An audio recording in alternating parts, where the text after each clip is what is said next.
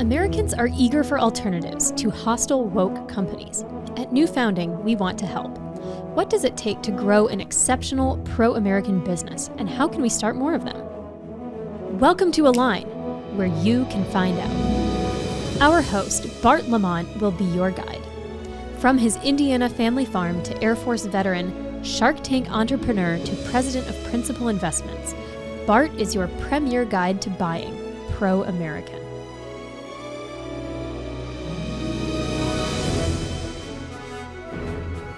Good morning, and thank you for joining today's episode of the Align Podcast. Our guests today are Teresa and Michael Downing, the proud owners of GO-KOT, the most durable cot available on the market today. Good morning. How are things in Alabama today? Great. Beautiful sunny day. What part of Alabama are you calling in from? Asheville, Alabama. We're just about 26 miles northeast of Birmingham. Okay. And are you at a home office or at the GO-KOT facility? No, we're at the shop today. Okay. So today is a special day for Align. It's actually our first ever husband-wife duo on the show. So for everyone viewing, you can see them. Obviously, I always joke. My wife and I have been married for 9 years and have a wonderful marriage. But I think it takes a very strong marriage to work together day in and day out. As much as she loves me, she also loves it when I leave for the office. So, you guys, any tips for other couples out there that work together all day? Well, from my point of view, we've been married 26 years, and she's the boss. Well, and he has his side of the building, and I have my side of the building. So as long as he leaves me alone when it comes to sewing, we're good. You said selling? Sewing. Sewing. Sew the cots. Yep. Right. So we have two sides of the manufacturing facility. One's the fabric, the sewing, and the other side's the metalwork and framework, and that's sort of my department. So that's how we manage as husband and wife. We have our own departments. Just like a marriage, right? Just like a marriage. Yes. That's right.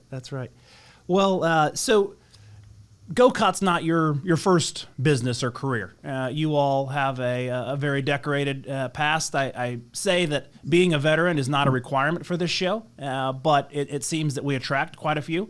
Can you tell us a little bit about how'd you guys meet and how'd you end up, being the owners and acquirers of GO-KOT?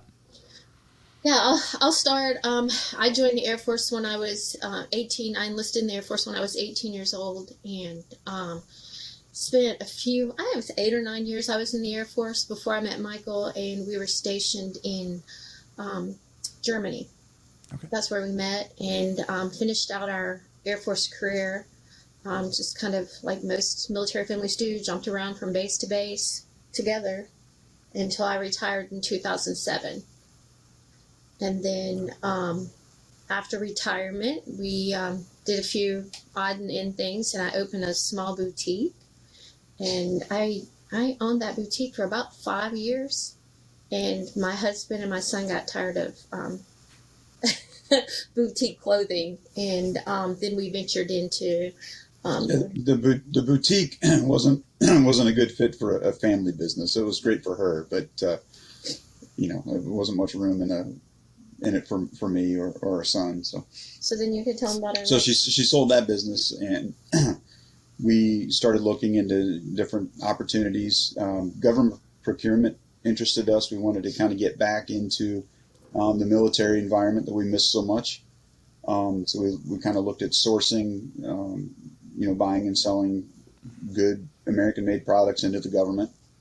And I don't know why I decided I didn't want to just buy. I wanted something that was made in the state of Alabama. Just because we live in the state of Alabama. And I started searching So not just made in America, made in Alabama. Made in Alabama. And so I started searching for made in Alabama products, and we ran across the GO-KOT. I liked the quality of it, and we just called the owner and asked him if we could meet and talk about us repping his product. He was it 1978? Yeah, the brand, he started the brand in 1978.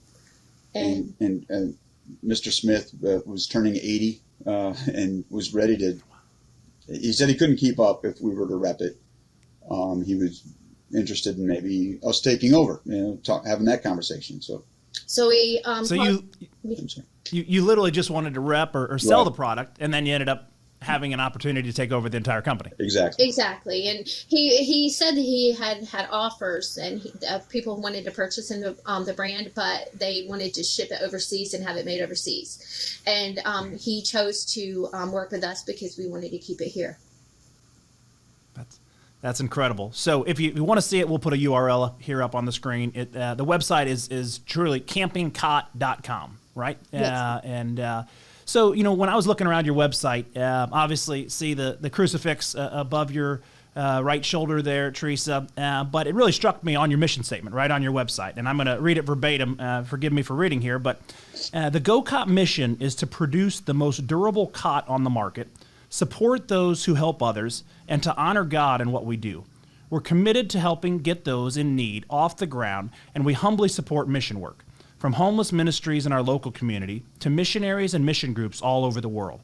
Our cots are getting those in need off the ground. Very well done. So can you talk a little bit, right? I mean, in today's world, somewhat sometimes it's controversial to put God in your mission statement. What was some of your inspiration behind that, and how do you feel led to run this business today? Well, without God, we wouldn't be here.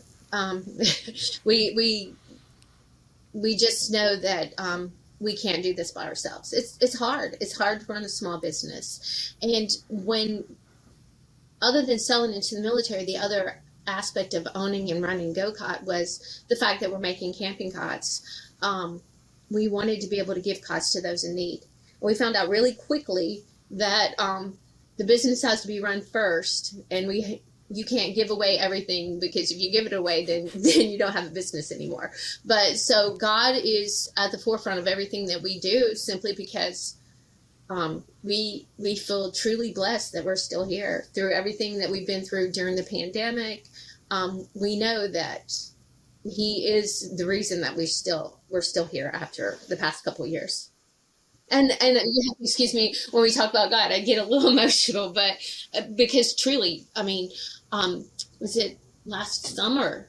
Last summer, I'm like, I have to pay for my medal. I don't know how I'm going to pay for this medal. I gave it to God, and ABC News called us and said, "Hey, do you guys want to be on ABC News Made in America with David Muir?" And sure, why not? After that little newscast, we did more sales in that month than we had done the previous year. Yeah. So we know Wow. those type of things. What? Right, and and then back to the mission statement with that is, our church does a lot of mission work. To Bulgaria was one of the main, and through that we knew there was a need, a humanitarian need, but also just for the missionaries themselves. Mm-hmm. So we just felt like this was a good fit, something we could do to contribute. And then we also came into helping homeless people in our community. There's a young man that she's connected with. Yeah, it's his nonprofit is called Ethan's Heart, and he started that when he was 5 years old. And just because he saw people living under the bridge, and he told his parents he didn't want anything for Christmas, he wanted to be able to give people something to cover up with at night, and that's where it started. That's Ethan's Heart. Does he have a website or anything? If any of our viewers want to check it out? Yes, ethansheart.com. I think that's what it is. At least through Facebook. I'm not sure about the website. Okay. Yeah, I'm not sure about the website, but Ethan's Heart, you Google that and it comes up. You'll find him. But he's 12 years old now. It's huge. He's grown a lot, and we support his mission by giving him cots to get people off the ground. Well, Teresa, I liked what you said earlier. It kind of reminds me of the old anecdote. You've got to put your own oxygen mask on first before you can help others, yes. Right? You need to keep your business, running. You can help a whole lot more people in need if you've got successful and actually employment, right? And can you talk about, as you provide, one thing I love about small business in communities, is talking about the number of people in your business, in your community? You know, how does a manufacturing facility in your part of Alabama impact your community? Well, like we talked about, we're very small, and we're praying about it to be able to impact more people to grow. But donations is one of the things we do to impact. But as far as our employees, how we impact, like at we're only 4. We're a small company, but like one employee, she has six children. And through the pandemic, she's always been worried that I'm not going to have a job, because she would call me and go, I can't come to work today.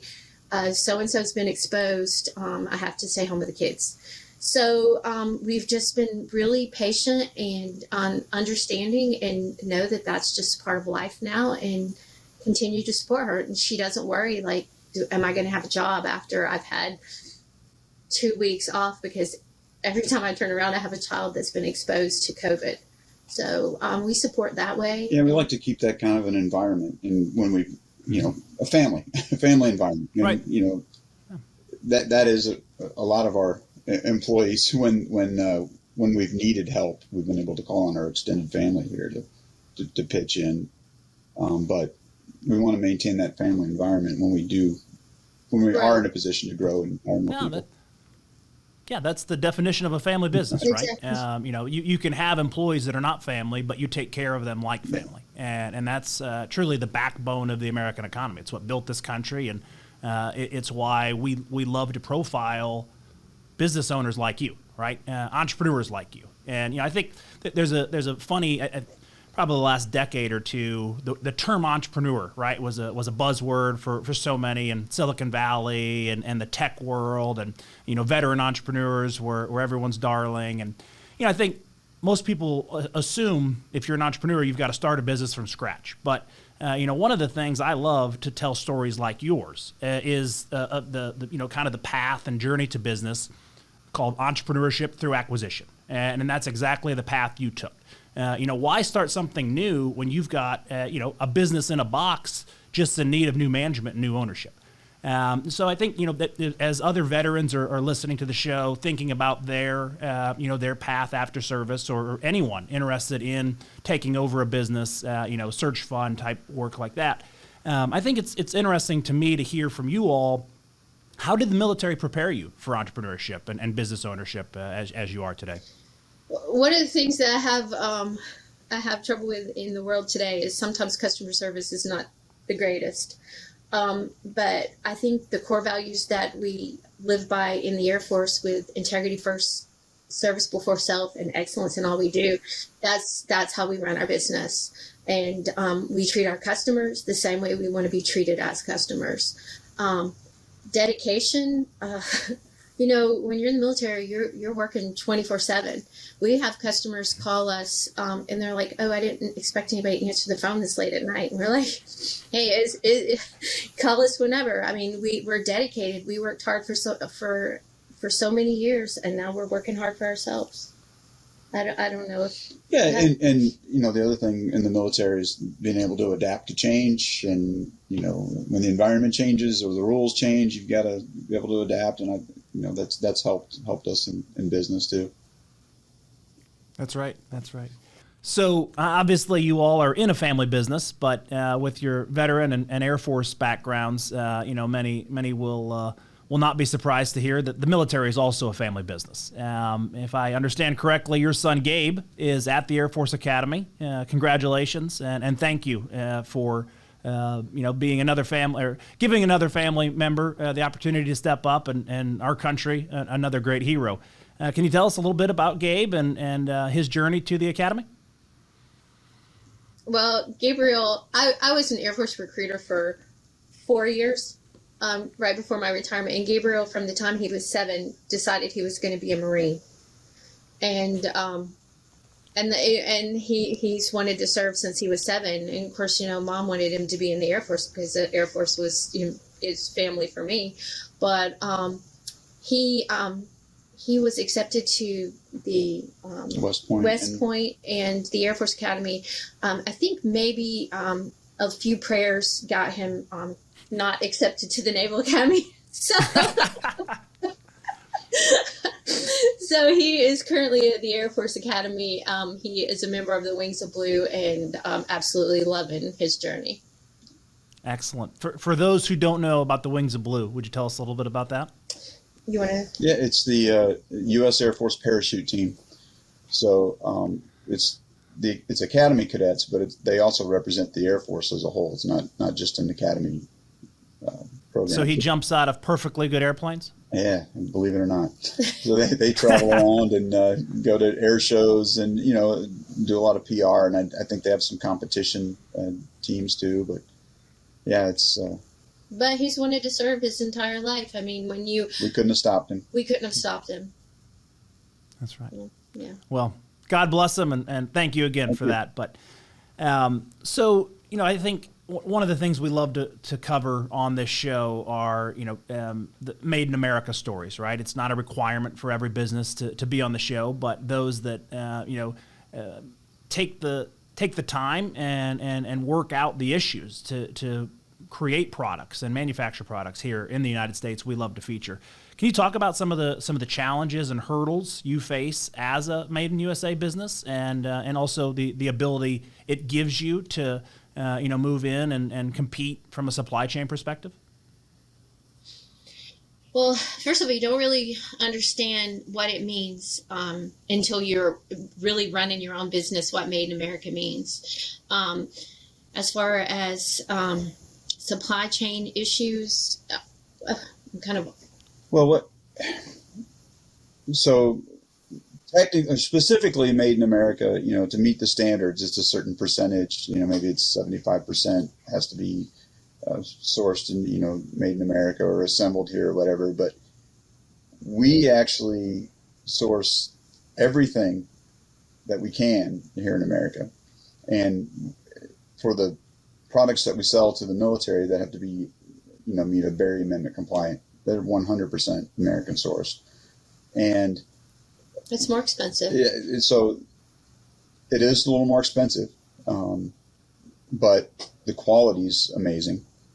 And we found, through the pandemic that the challenge there is that our lead times have been extended, and the costs have increased. So that's a challenge, and we're still trying to figure all of that out. And when you say lead times, it's something that maybe we used to order, and it would take 3 to 4 weeks. Now it takes 16 to 20 weeks. Right. And the prices have increased anywhere from 50 to one of the items is a 400% increase. So those challenges there that we're still trying to figure out, but we want to keep it made in America, the best quality that we can, and without raising our prices. Yeah, and still try to stay competitive price-wise for the consumers. So that's a challenge. It is a challenge. But one thing I like about the post-COVID world, right? One of the few things in this era, I think, are the advantages those of you that have made the investments and fought the fight to standardize your supply chain, strategically here in the United States. Mm-hmm. Your products are not sitting on a container waiting to get into a U.S. port, right? If someone going to one of the big box retailers looking for a cot and they're not on the shelves, I can't count the number of times I've talked to people in apparel where their products, coming from, you name it, right? China, India, Philippines, wherever it's coming from, it's sitting on a container ship, and then it's just going to be dumped onto the market. I think it's great for me to hear that you at least can get your supplies and consumers can buy your products. That was definitely an issue that we didn't have to worry about when everything started going crazy. We're like, well, we don't have to worry about where our products are coming from. They're still here. The only issue we had was we had issues because our supply chain had issues with workers being able to make it to work. Mm-hmm. That was nothing compared to what we would. And then that's starting to get back to normal. We're finding, and mm-hmm. Hopefully the lead times will start to come down. Especially when in states like Alabama and Texas, right? There's a little more common sense leadership, right? We don't want to get too political here. That's right. No. we'll let your products speak for themselves, right? Exactly. Yeah. So good. Oh, no, I was just going to say, when you say let your product speak for yourself, that is a small issue, because our cot looks just like any other cot on the market. So when you're looking at it online, you're like, what's the difference in this cot and this cot? You can't see the quality in a picture. So yeah, we have customers been using the same cot for 30 years. So, I in one of our previous conversations, that really struck me, because obviously you didn't own the business 30 years ago, right? But call it a blessing or a curse of a product that'll last a lifetime. I think it speaks volumes. What was the story about the gentleman trying to get parts from the previous ownership? Can you tell us about that? Yeah, so it was a customer in Alaska who he bought a cot in probably 1980. I'm guessing. He called, and he just wanted some parts. He said, well, really, I just need a cover. My cover's kind of worn out. So I pressed him a little bit to find out how old the cot was. I said, well, I'll tell you what, I'll give you a little bit of a discount if you just want a new cot. He said, oh, no, this one's perfectly fine. I just need a new cover. And, it's great. I mean, we make them even better now than he did, the previous owner did from the beginning. I mean, the materials we use and when we were deciding whether or not we were going to purchase the brand, I did a lot of research online to see what kind of customer reviews I could come up with. I didn't find any negative customer reviews. The only negative per se customer review was a gentleman said, yeah, I have one of these. My grandfather gave it to me. I'm still using it, but they're really expensive. I'm like, your grandfather gave it to you, and you're still using it. And okay. So yeah, they last a lifetime. That's wonderful. I think it's that speaks volumes that people are still coming back for it, and so that customer obviously was in Alaska, an outdoorsman. Could you tell us a little bit about your customer base? Who, when you look at the demographics of your customer, what are they doing? What activities? How are they using the cots? So a lot of campers, but we found a pretty good following in some of the adventure camping. Overland. Yeah, like the overland campers, whitewater rafting. We have an outfit that purchases our cots for when they do 5 and 7 day trips. They use our cot. We've got some hunters out, some hunting guides out west that take people out on horseback. They like our cot because it's portable. The multitude of uses. I mean, you can car campers, because it does weigh 9 pounds. So maybe you're ultra lightweight. That's not going to work for somebody who's hiking super long distances. But car camping or and then a lot of families use them because they can just for sleepovers and hotels, that type of thing. But we also have a lot of other military uses. We have some. Yeah, we're growing in that segment. We're growing our footprint there. We've got some military units that have used it and identified that it's a better alternative to what they've been using in the past. So the Forest Service. So campers, but typically the people who are on a little more rugged terrain, because this really is a very durable product, and it's going to last. Yeah, it'll come full circle when your son's in active duty and is sleeping on one of the cots that came from his family business, right?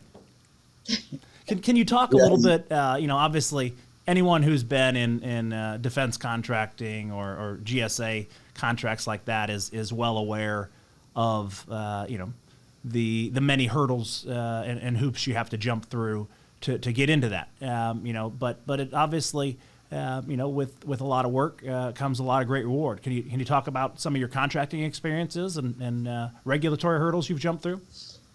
Well, it was a learning curve to learn specifically what we needed to the Berry Amendment compliant cot, how to source all the products we needed for that. That was a huge hurdle, but we're there now. We are actually the only low profile Berry Amendment cot on the market.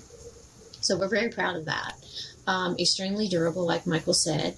That was a huge hurdle, just learning how to source that. And now our hurdle is, because we're such a small business, we can't maintain the amount of stock that government customers would want. So when they're requesting a Berry Amendment compliant cot, they come to us with large numbers, like say 5,000 cots, and we can't provide 5,000 in the time frame that they need it. Then they just change their requirement and get a waiver, and they don't use our cots. So that's a hurdle that we're trying to learn how to overcome now. Yeah, we're trying to, maintain more stock to try to meet some of those needs, but it's still, when they're responding to a humanitarian crisis or a hurricane, something like that, and they'll send a request out for information and say, hey, we need, like Teresa said, 5,000. Maybe they say we need 5,000 cots. Can you ship them Monday? Like, well, we don't have that many in stock. We can send 500, and then the rest of them, over this time frame, and then they'll say, well, pass. Instead of taking what we have and moving on, they just change the requirement. So that's a hurdle we're still trying to figure out. But we do have some units like the EOD units and the Beachmasters units. We have some smaller units that are starting to learn about. That will be their cot of choice, basically. So maybe kind of jumping a little bit into operations, Michael, I'm curious. I mean, how long, what is the life cycle, the manufacturing life cycle? How long does it how long does it take to create one cot? Yeah, there's probably an hour and a half to 2 hours of labor for each cot. Okay, but we do them in runs of 20 to 40 at a time. We can put out at full production. We can put out 200 in a month very comfortably. We could ramp up to do more than that, but then that's when we're going to have the impact of hiring more people, and we have the machinery to do it. It's just going to be when those types of orders come up, then we're going to have to bring on some more folks, and we look forward to that day. So. That's right. Well, another business we're involved with, One Armory, is an ammunition manufacturer run by a husband and wife team just like you. And I think finding good labor. We've got an amazing team. It's out in a rural area west of Fort Worth here in Texas. But it's one of those things. Machines can crank out a lot, but you've got to just keep adding good quality people to your family business, right? And joining that. And so for the final segment, each show, I like to break out my crystal ball. And, as we look at the next 5, 10, 20 years, right? By that time, it might seem funny to think that your son Gabe could be retired from the military. Where will GO-KOT be 5 or 10 years from now? And, how do you see, the next few years playing out? I hope that we're able to break into the military, government market a little more and grow our footprint there. That's where we're comfortable operating. That's the community we come from. We know well, and family. Family. So that's where I hope, as far as the market share increases. But otherwise. We'd love to, have more employees and be, putting out more product, and then handing it over to Gabe, maybe. Yeah, but then Teresa's really called to the mission work, and that's where her heart is. So the more that we grow, the more we can give. Yeah. So I'd like to see a lot more people without homes sleeping on GO-KOTs. Excellent. Well, I'm very confident you'll be there. And you know, I challenge all of our viewers out there. You know, if you have camping needs, if you have families, I think that was a you know, learning for me in one of my earlier conversations with Michael and Teresa. Said, you know, I don't get to camp near as much as I used to. And she said, well, do you have kids? And I said, yes, I've got a 7 and 5-year-old son. She said, do you ever blow up an air mattress? And I think any parent out there can relate to the frustrations of an air mattress lasting for 2 or 3 uses. And then you suddenly find that horrible tear or whatever it is, that frustrating thing. So I'm looking forward to using my cot for the next sleepover.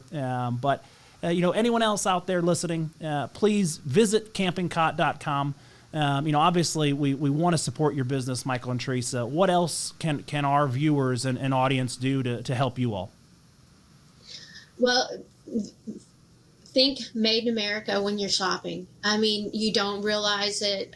We didn't realize how big of a deal it was for small businesses in this country when we're out and about shopping. And not just for us, but for all small businesses. Think first, made in America. You might spend $10 more, but you're helping pay the rent for a small business somewhere. And when you're shopping, when people are shopping for things, look beyond Amazon and Walmart and, you know, the manufacturers that are selling things directly, because, you know, the margin there, the margin that those e-commerce sites take is tremendous. Significant. So, it is, yeah. And a lot of people will find if you go directly to the source, the manufacturer, you'll get a better price than you do if you're out there shopping on those big e-commerce sites as well. So we should buy local and buy often. Is that what I'm hearing? Exactly. Yes, thank you. Excellent. Well, Michael and Teresa, I can't thank you enough for joining us today. I know I speak on behalf of the entire, you know, Align community and our group here at New Founding when I say thank you for all you're doing to make a difference in American manufacturing and in your home, in your community, and you know, our country as a whole. So thank you. God bless, and keep up the good work. Thank you very much. thank you. Appreciate it. Thank you for joining us on Align. As Americans, we want to buy from companies that make our country stronger. Subscribe to this podcast and share so we can grow our network of businesses and consumers who share patriotic values.